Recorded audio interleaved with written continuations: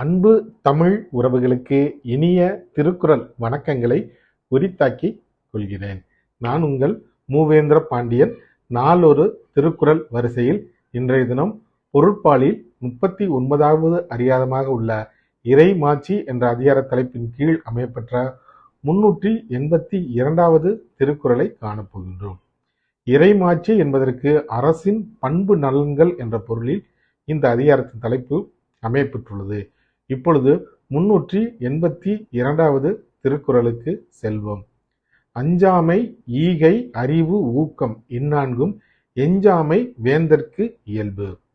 அஞ்சாமை, ஈகை, அறிவு, ஊக்கம் இந்நான்கும் எஞ்சாமை வேந்தற்கு இயல்பு. இக்குறளுக்கான பொருளினை இப்போது காண்போம்.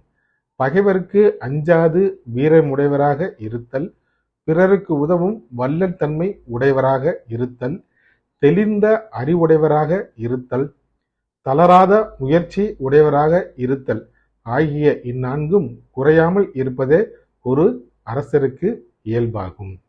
மீண்டும் பொருள்: பகைவருக்கு அஞ்சாது வீரமுடையவராக இருத்தல், பிறருக்கு உதவும் வள்ளல் தன்மை உடையவராக இருத்தல், தெளிந்த அறிவுடையவராக இருத்தல், தளராத முயற்சி உடையவராக இருத்தல் ஆகிய இந்நான்கும் குறையாமல் இருப்பதே ஒரு சிறந்த அரசருக்குரிய இயல்பாகும்.